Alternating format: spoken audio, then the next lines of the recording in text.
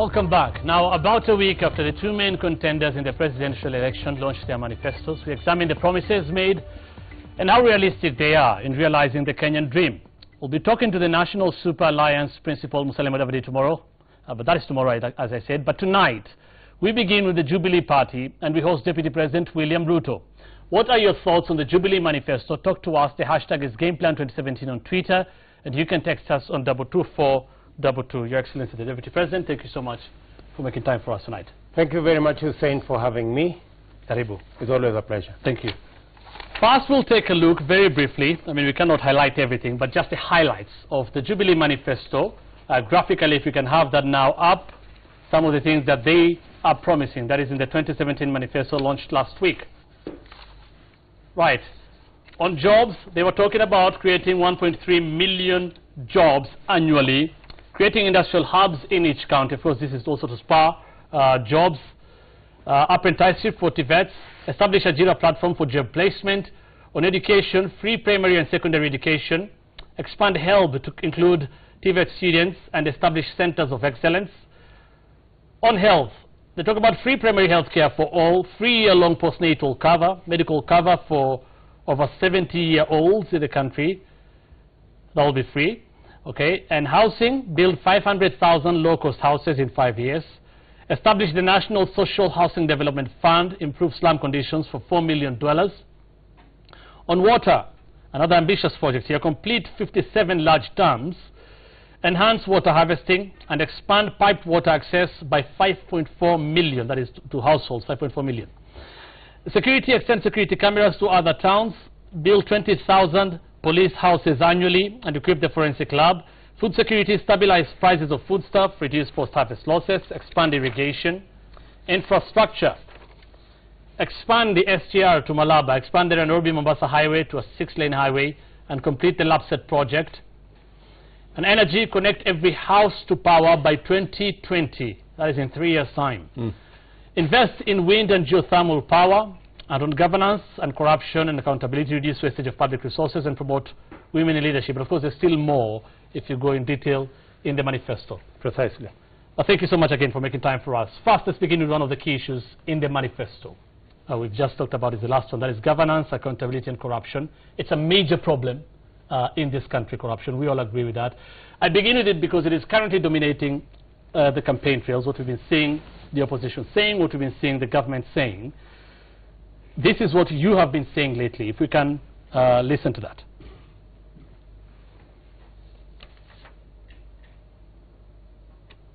Okay, we'll have that shortly. But you've said the opposition, that is NASA. Okay, we have it now. Let's play it.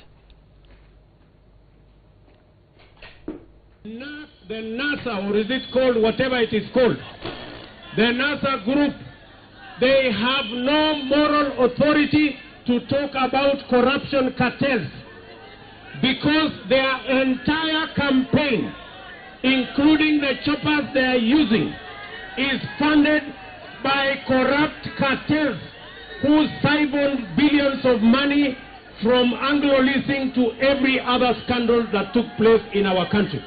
We want to tell them the story they are telling us about corruption cartels, they can go and tell it to their birds. Right, and we'll look at what the manifesto, your manifesto exactly proposes about corruption. But why do you say that? What do you mean when you say that? Well, it is not for me to say. If you have been following the media is awash with what the allegations being made about who is funding who.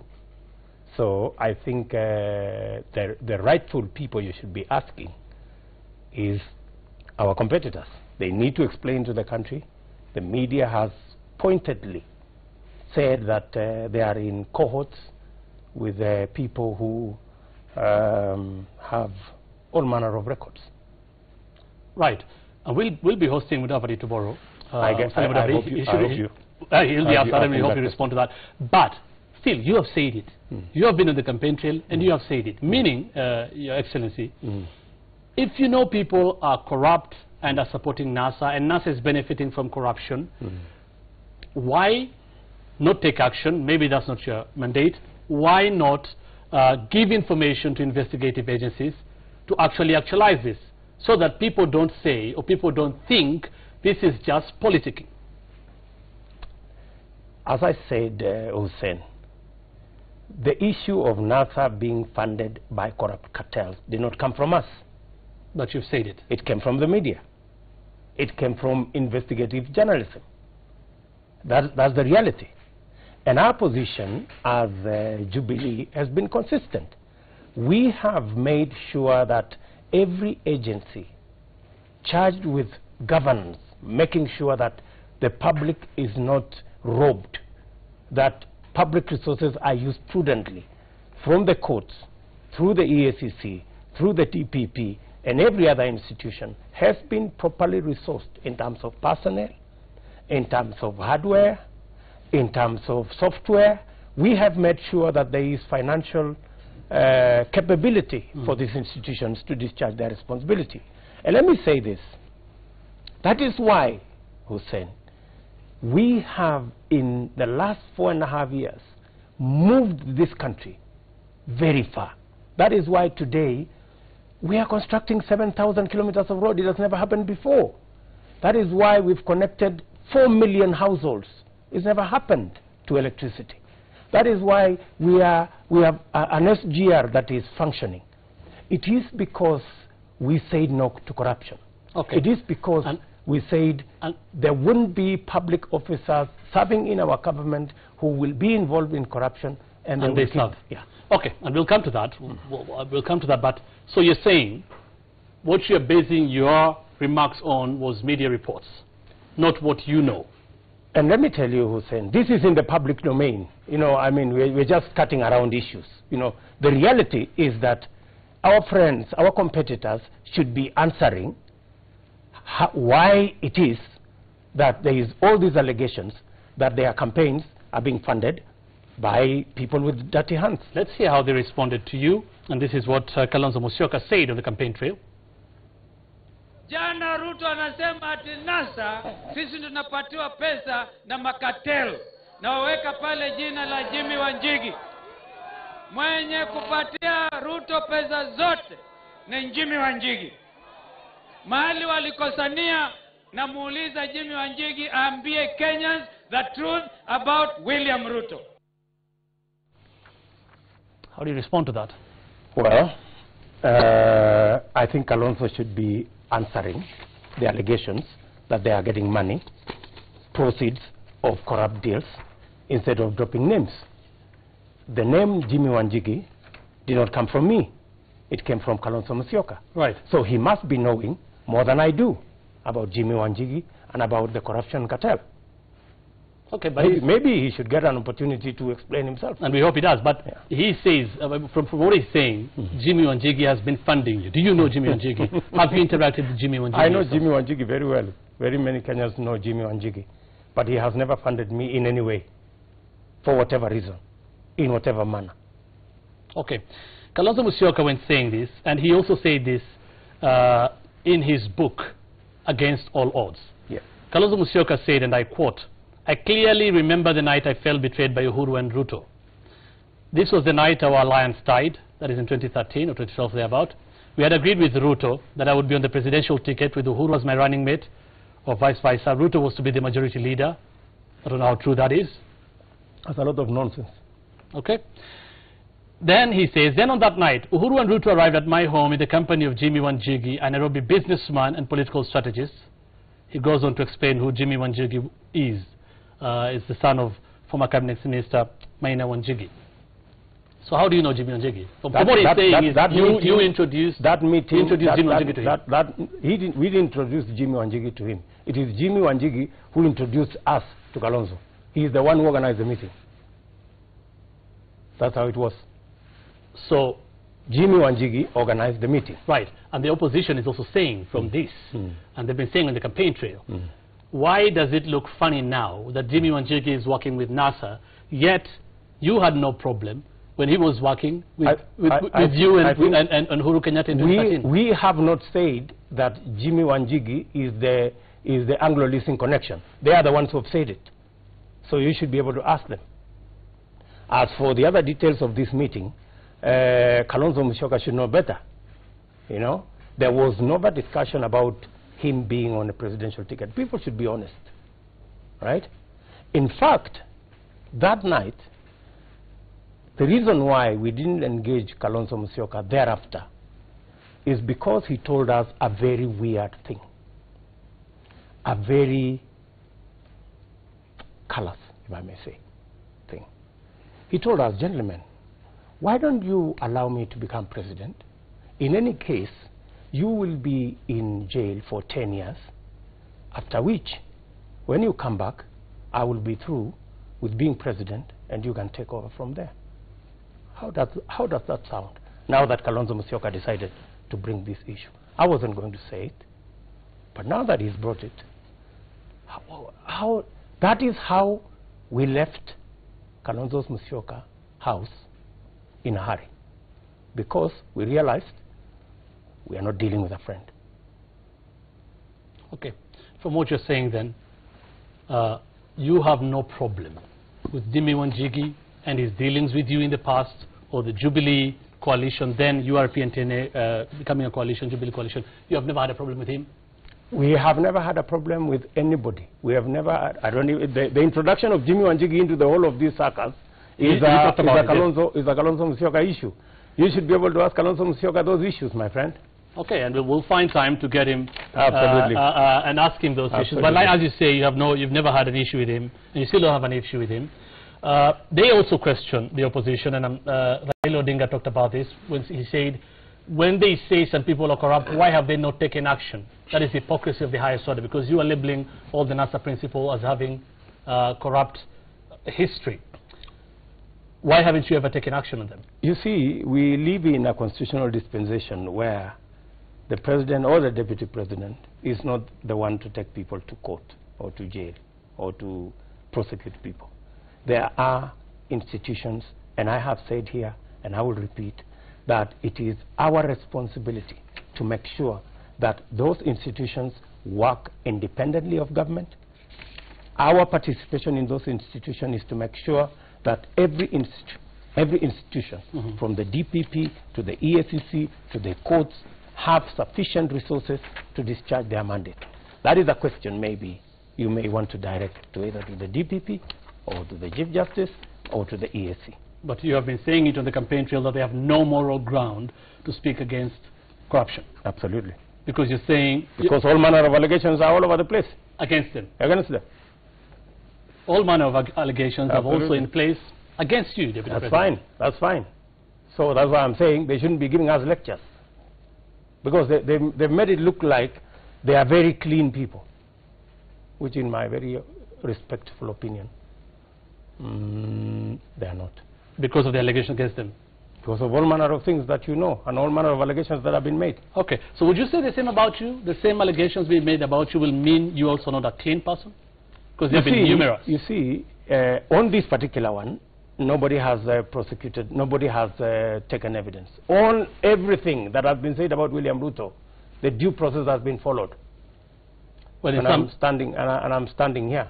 In some cases, also for them, in fact, in their cases, the cases that you talked about, they were never actually taken to court, and they were all cleared. We've never had any of them being convicted at the end of the day. So what's the difference? That's why I'm saying this is a useless debate for them to keep trying to talk about us as corrupt, when the allegations made against us have been cleared, the allegations against them have been cleared. So who is talking about what? Okay. We should be talking about a strategy on who has achieved something for this country. Okay, let's talk about the strategy now in the manifesto about corruption. This is what you're saying. Of course, we can talk about everything, but this is just the key highlights on governance and accountability in your manifesto. You talk about reducing wastage of public resources.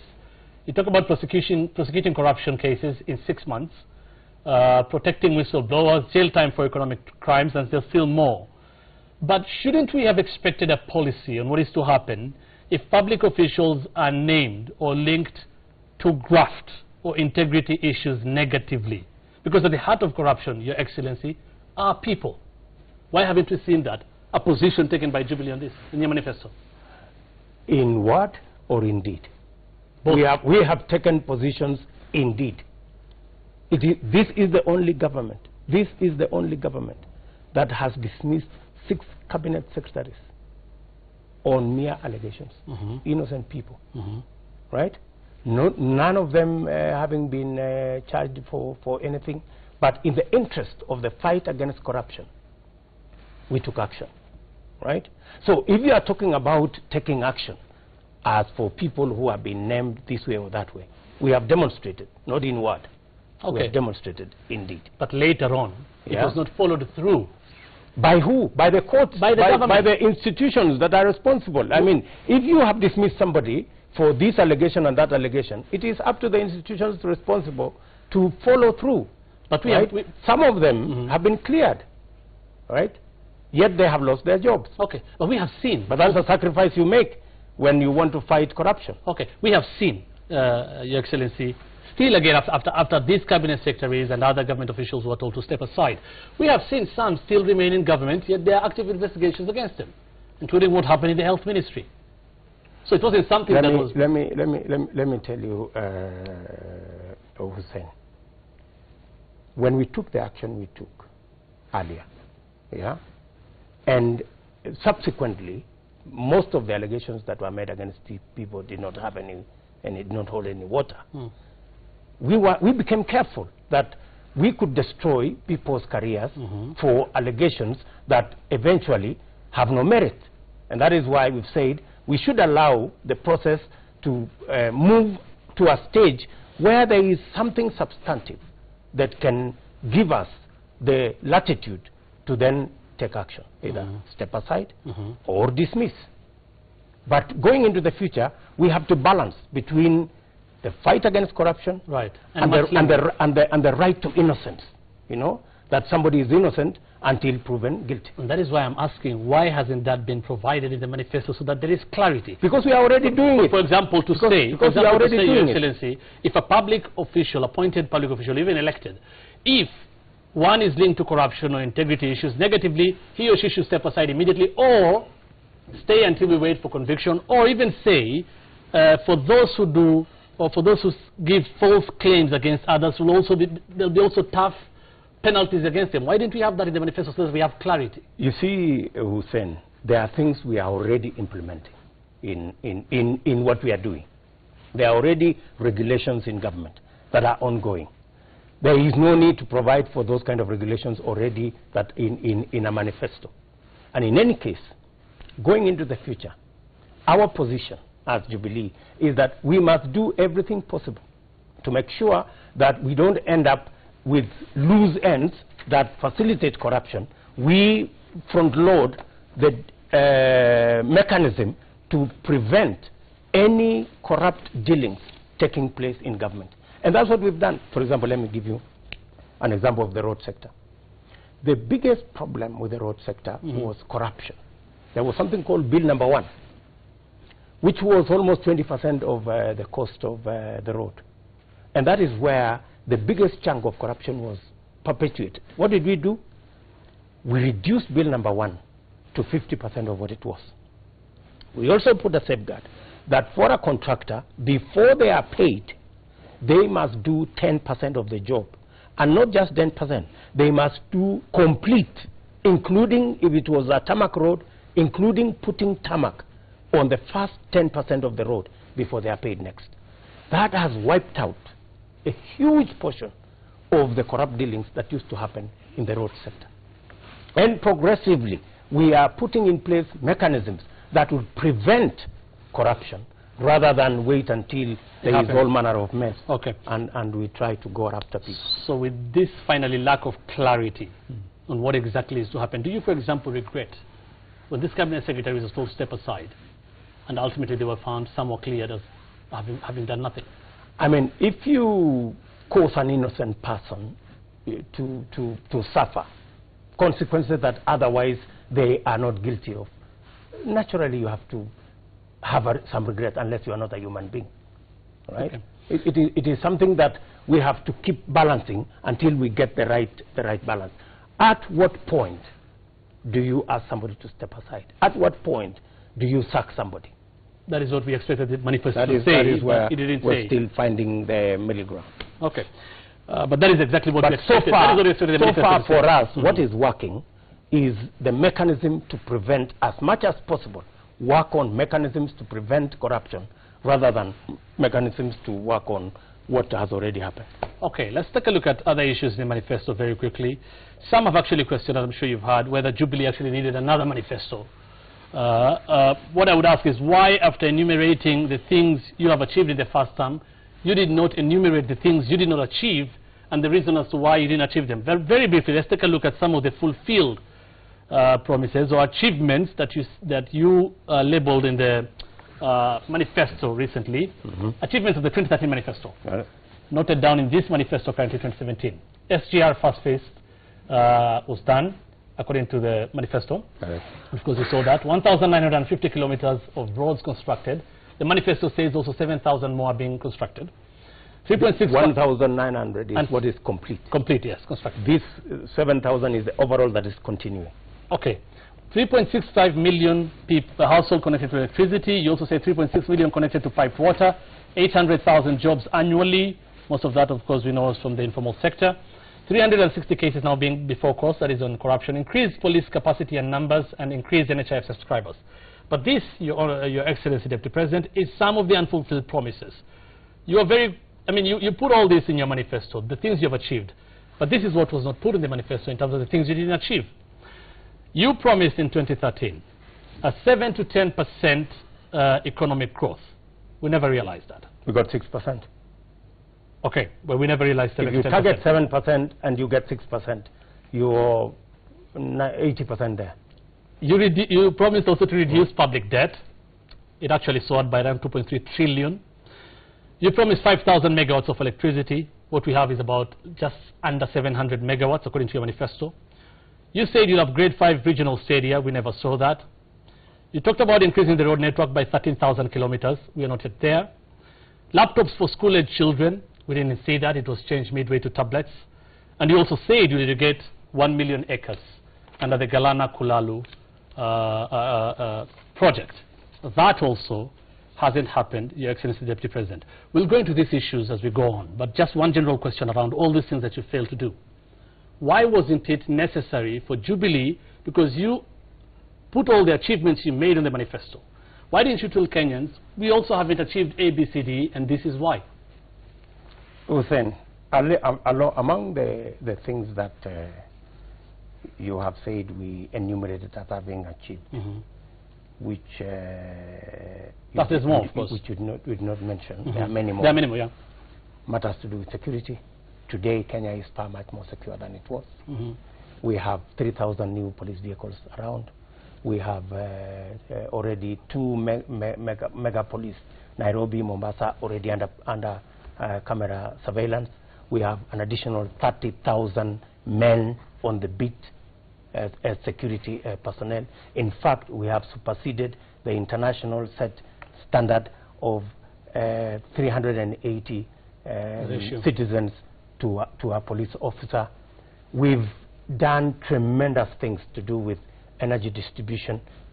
We've exceeded our targets in many of the things that we set out to do. Today we have technical training colleges around the country, and I want to proudly say in this show that we will be equipping the 130 technical training colleges by December this year. They will be complete. We have done an amazing job with the National Hospital Insurance Fund. Right?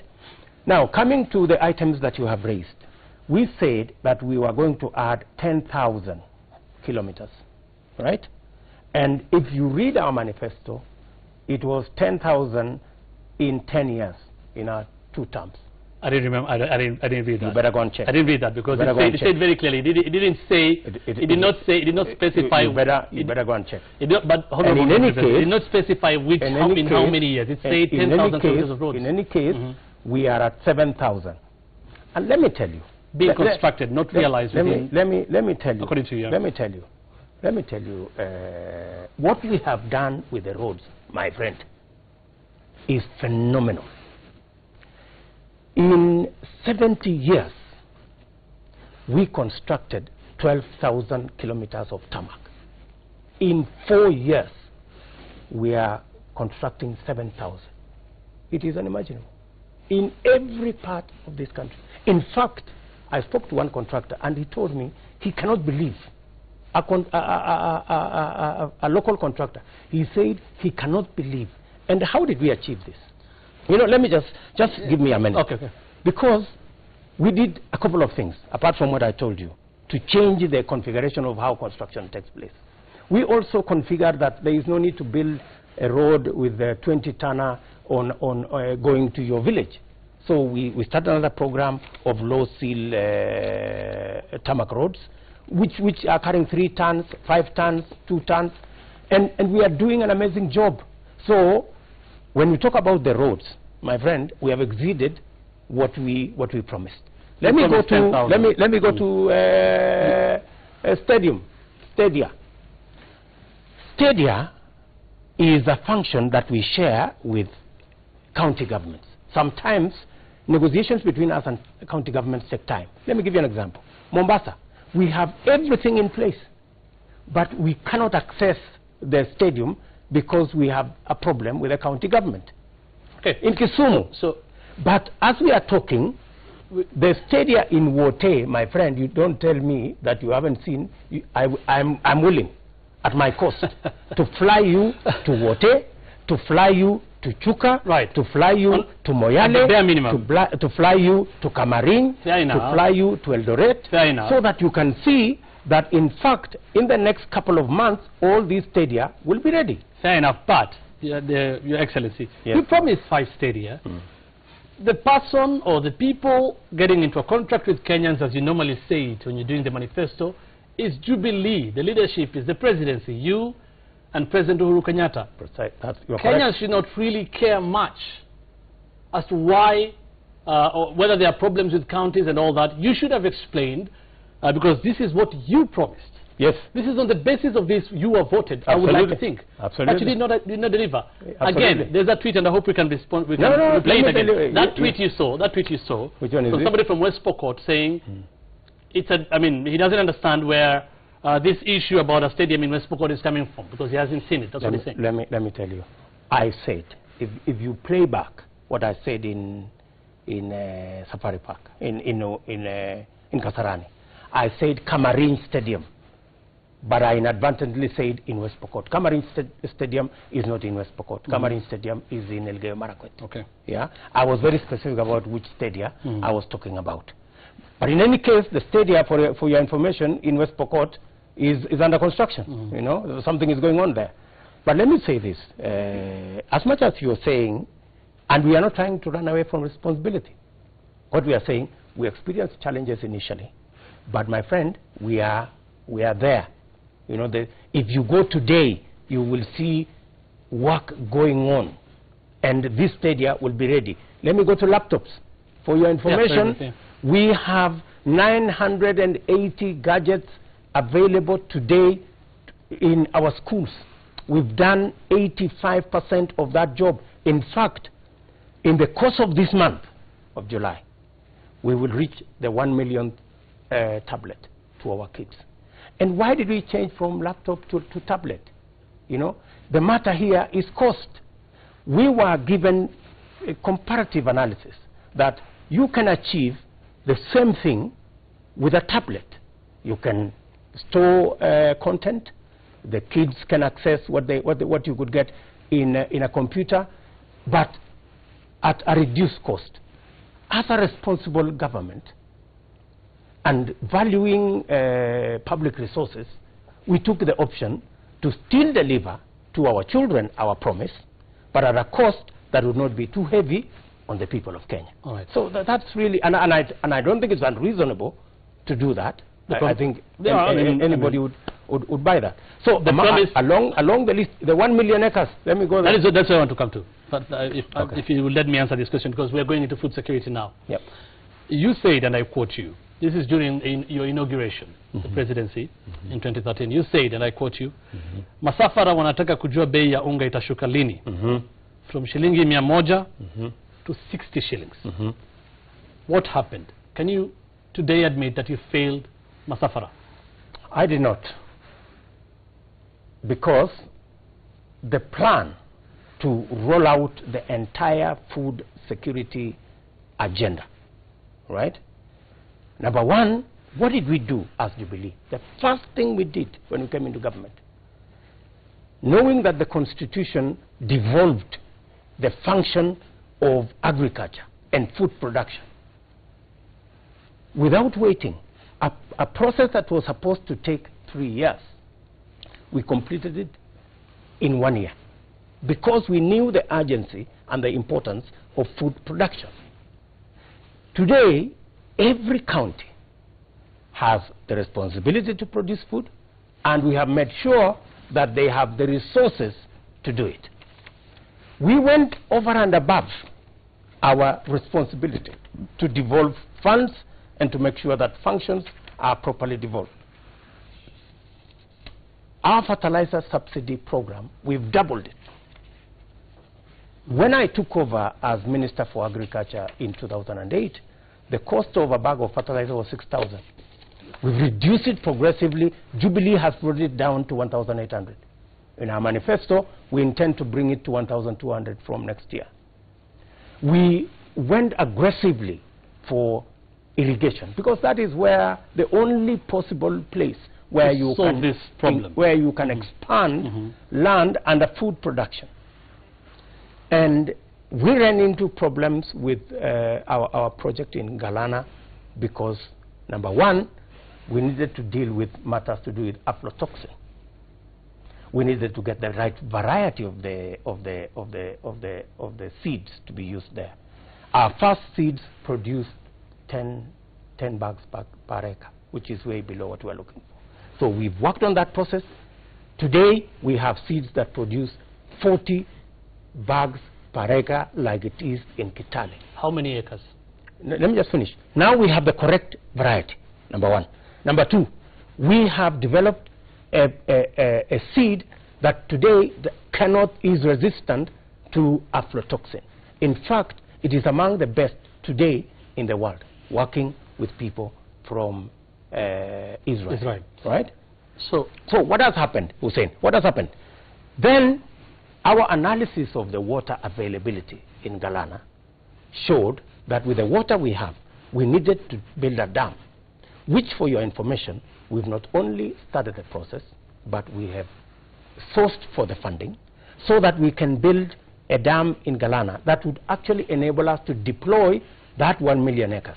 As we are talking today, we are working on 20,000 acres. We are working on 10,000 acres, which is the model farm, which is ongoing. Okay. We have already, and for your information, many people will want to make it look like it's a total failure.